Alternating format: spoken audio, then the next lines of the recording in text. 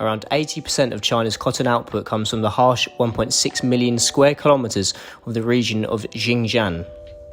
The area is home to around 25 million people and has a large Uyghur Muslim population. In July 2020, footage emerged of what appeared to be Uyghur men being blindfolded, handcuffed and led onto trains. China's ambassador to the UK took to the Andrew Marr show to dispel the rumours and said this: "I do not know where you get this videotape. Sometimes you have to transfer prisoners in any country."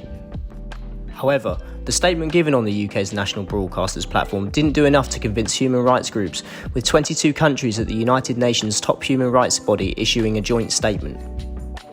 The statement reminded China of its obligations of being a member of the Human Rights Council and to uphold the highest standards in the promotion and protection of human rights. Shortly after the drone footage was released, a number of global retailers decided to condemn the clip and distance themselves from the region of Xinjiang, where the alleged atrocities were occurring. Major brands including Nike, Adidas, H&M, Gap, Fila, New Balance, Zara and Under Armour were then added to a blacklist of brands after government-affiliated groups alleged they were spreading rumours to boycott Xinjiang cotton. Nike responded to the boycott with a statement which read, "We are concerned about reports of forced labour in and connected to the Xinjiang Uyghur Autonomous Region." What followed was a nationwide boycott of the Western brands by Chinese consumers, who took to Weibo, the country's answer to Twitter, to post videos of themselves burning Nike trainers and branding the company's comments as disgusting. Both Nike and Adidas watched their sales in China plummet as a result of a state media-driven boycott to hammer Western brands.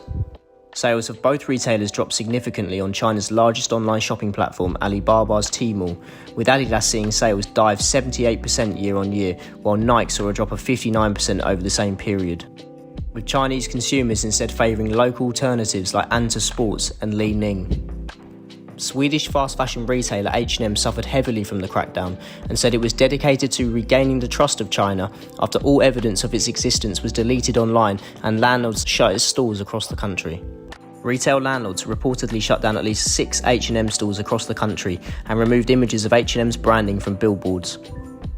The company was also completely scrubbed from China's internet, seeing all 500 of its stores wiped from map services, its app deleted from app stores, and its products removed from marketplaces like Alibaba. However, it wasn't just the fast fashion market that lost out on sales.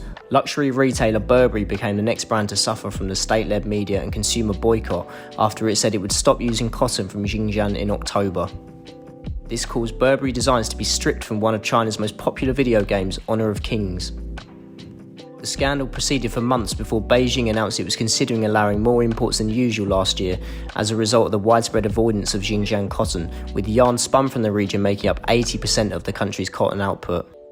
While it has taken a long time for retailers in the West to become vocal about the Uyghur Muslims and their struggles in China, speaking out against the alleged human rights abuses could mean alienating a huge market of Chinese consumers.